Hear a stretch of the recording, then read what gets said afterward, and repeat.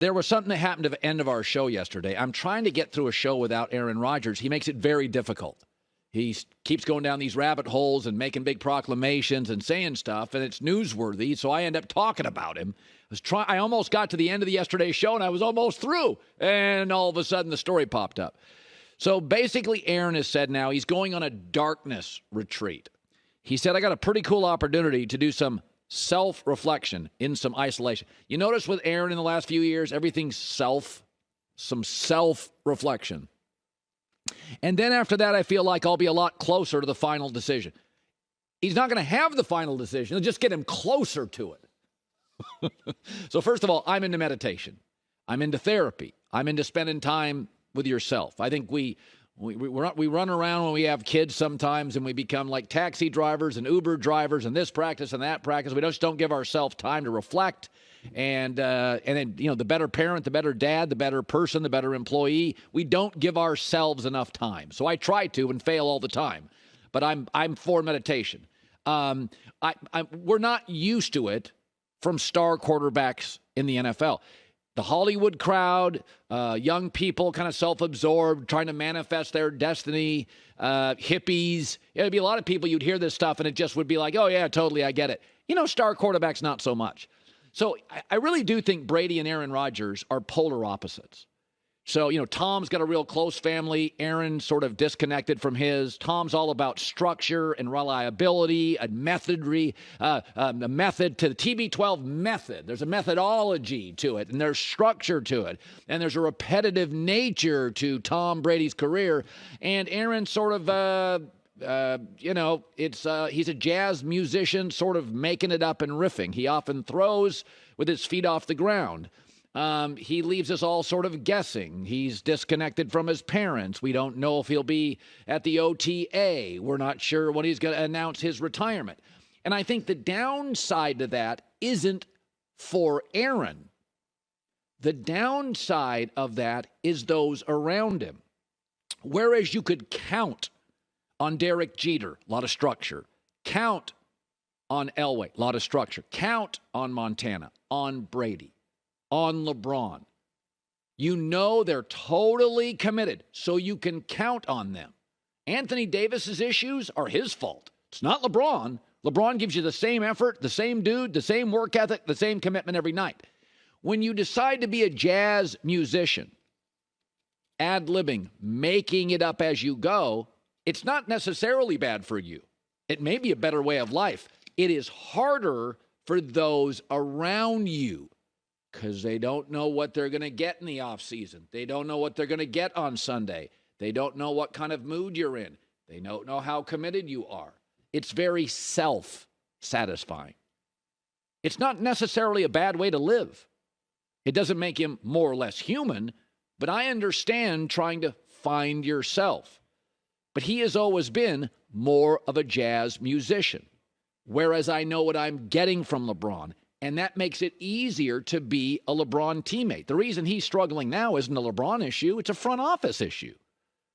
The reason he won in Miami is because very structure-driven LeBron joined very structure-driven Eric Spoelstra, Pat Riley, D. Wade, work out every morning, eat a certain way, commit a certain way.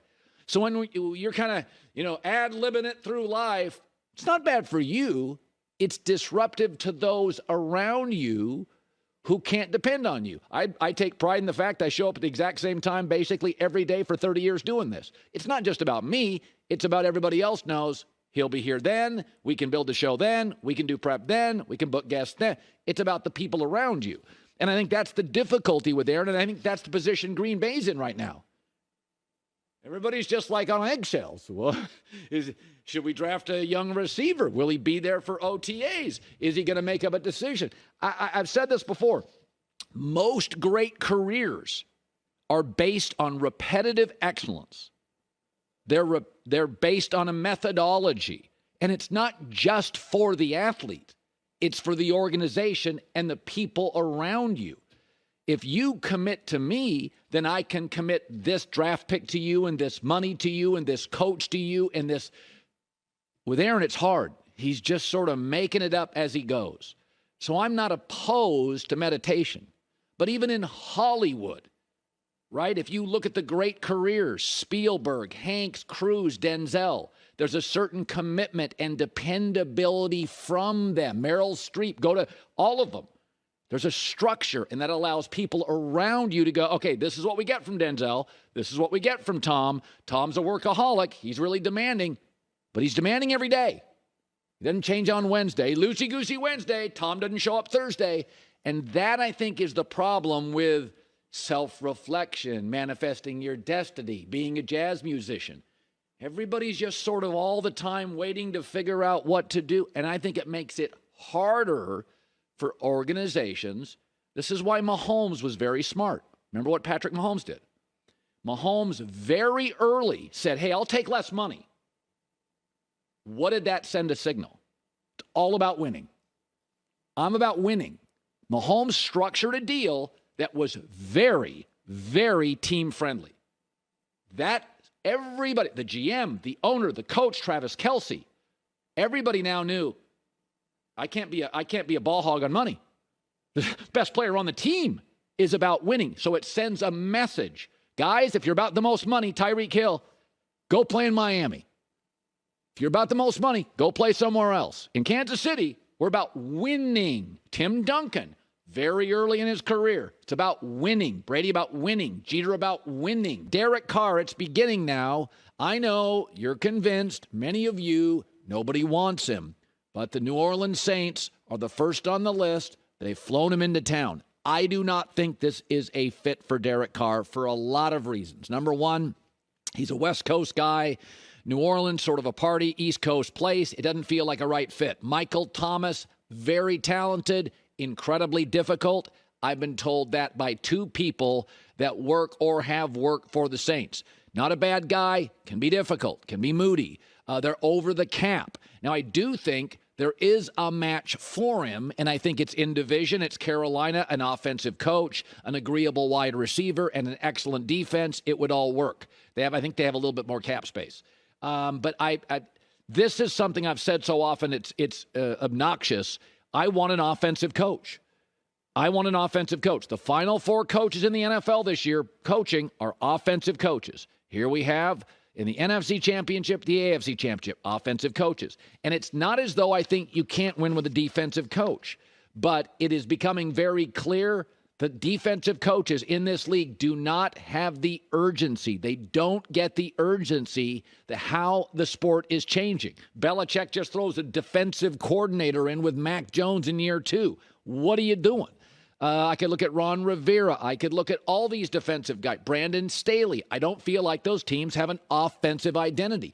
Even Buffalo, just calling plays. What is the offensive identity? So Dennis Allen bombed with the Raiders as a coach, struggling with the Saints. The other thing is, and I think about this all the time, maybe I'm too cynical, but when somebody's selling a car, I'm like, why are you selling the car? Even though you could be selling it because you like a new car. But Sean Payton's best friend ran the Saints. Mickey Loomis, great friends. He loved the owners. He loved the city. His wife is from West Virginia, so Southern City. Sean loved it. Loved so many of the players. Why'd he leave? Because I think Sean knew it's trouble. They don't have a quarterback. They don't have any cap space. Why did Sean Payton leave? He made a lot more money coaching than he did broadcasting. Why did he leave? I'm a little, it's not a suspicion. It's more of I don't know. Like Sean Payton's best friend, he loved the owner, he had real power, and he left. And you say, well, I didn't have a quarterback. Well, we don't know what we have at quarterback in Denver. Like, we're not quite sure how that works out. So it's another sort of problematic situation.